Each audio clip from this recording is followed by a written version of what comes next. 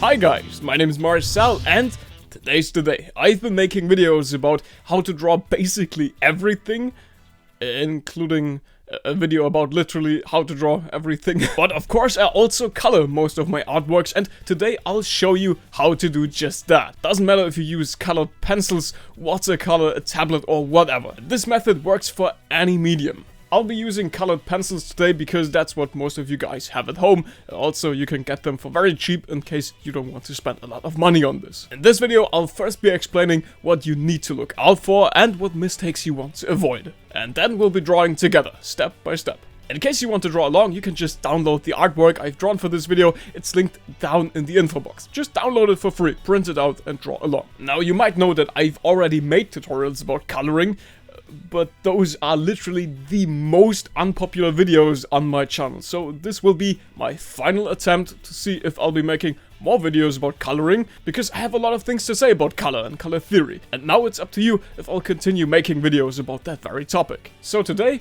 we'll be learning how to color a very simple motif like a sir, or like a lady, or anything in between. Whatever you identify as, you can draw like an attack helicopter if you want to. I don't care. Okay, just a joke. Let's get started already. In order to start, you, of course, need your finished drawing first. So I've already made this sketch of Poseidon right here. In most cases, you also want to outline your drawing like I am right here and then erase all of your pencil lines. Now, you don't need to do that, but I'd say it's just the common way to go if you're going for a clean artwork. Also, videos about drawing faces and about inking are on my channel already if you still struggle with that, because today's video only focuses on the coloring part, just like the thumbnail and the title says. So you're ready to go. Like I said, this method is going to work for any medium out there. Doesn't matter what kind of medium you prefer. Just let me explain this first before we're going to start. What you first want to do is to color the base of your art. These are flat colors, and I suggest you do not draw them too dark. So when in doubt, always keep it a bit brighter. And after that, you'll need to add shadow. A big mistake when it comes to shadow is to use the wrong color. People think that the colors you're shading with are just darker base colors, but that's not true at all, at least in most cases. Look at my artworks. I always try to shade with actual color instead of just grayish dark brown. This right here is the key to make your artwork look more believable and vibrant. Also, it's the first big rule of color theory. So instead of shading this face with just brown dark colors, maybe use something vibrant, like a darker orange hue. Admittedly, there are different styles of shading. You could just leave it at this simple cell shading style, or instead you could get a bit more realistic by using smooth shadows. I'll explain the difference later in this video. Just be aware that a smooth, realistic style can be a lot harder to draw. And lastly, you can add highlights. You know, you can add highlights to the eyes or maybe the lips and a bit to the hair. Just don't overdo it, please. Basically, anyone can tell how too many highlights can be way too distracting. Even my grandma can tell that this is way too much. And she's dead. Now let's start practicing what I just preached. We'll start with the base colors. What's incredibly important here is to have your base color look as flat as possible.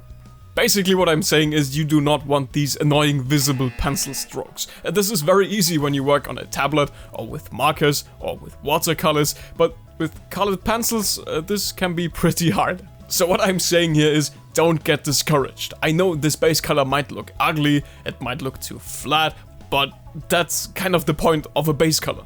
Just try to, for one, not to apply too much pressure, because your lines get too dark this way. Try drawing very light layers instead. What I like to do is to sharpen my colored pencil, and then I lightly use the edge to get some color in. It's a bit tricky, but it works like a charm.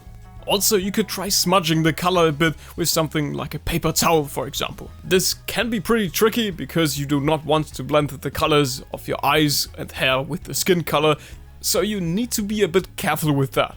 In general, you need a lot of patience here, so just take your time. Drawing and painting are hobbies, and you should enjoy them after all. Turn on some music, listen to a podcast, open a Discord call, play some movies, like this video, subscribe to my channel. Okay. Yeah, I admit it, that was a cheap shot. Yeah, okay. You can still do that though. Anyway, here are my final flat colors. As you can see, your flats are almost never going to look perfect, and that's okay. Especially dark colors are pretty hard to blend. Just always keep in mind, it's never gonna look perfect, so don't beat yourself up over it.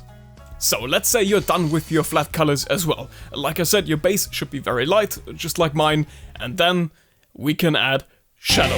The key to shading is to not only use the right color, but also contrast. Means your base should be very light, but your shading should be quite dark. At least that goes for this 2D cel shading style.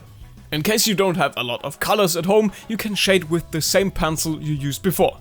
Every color has a light and a dark version if you add enough pressure to it, so in case you don't have a lot of colored pencils at home, you can just do that for your shading. By the way, make sure your pencil's as sharp as possible for this step if you want to have some crisp, sharp, clean edges. What I'm doing first here is to mark out where the shadow is gonna go.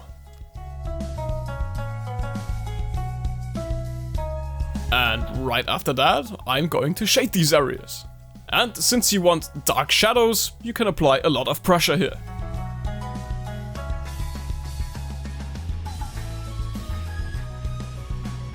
I also told you before that there are two ways that you could do this.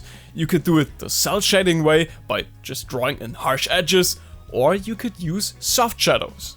Soft shadows would make it look a lot more realistic, but it's also a lot more work since you would need to add smooth shadows and blend it with the base color. Again, this is very easy with digital art or watercolor, but with colored pencils this can be a ton of work. Just for simplicity's sake, I'll finish the rest of this artwork with a clean cel shading style. And maybe you remember the last step. That's right, adding highlights is an option if you have a gel pen or something like that, but I already told you I'm not a big fan of overusing that, so I'm using them rather sparely. So I'll just add some highlights to the eyes. You could also add them to, for example, the cheeks or to the hair. Just make sure not to overdo it. After all, my dad grandma's judging you. And that's basically a very simple way of coloring your characters. As you can see, I didn't use expensive markers or special paper. Just regular printer paper and colored pencils can get you pretty far. And all of this was just the beginning. I used colored pencils a lot back in the day, and you could also get a lot more crazy with colors. It's an awesome topic to sink your teeth into, and it's insanely fun as well. If you guys like this video about coloring, then I'll gladly make more of it. And in case you want to use watercolors just like I do for my artworks, you can check out this video right here on screen. It's my ultimate watercolor crash course where I teach watercolors from the very beginning. And also you can take a look at my art book with my very best drawings in it. It's linked down on the bottom right corner. Well then, my name's Marcel and I'm looking forward to see you guys in my next video. Goodbye.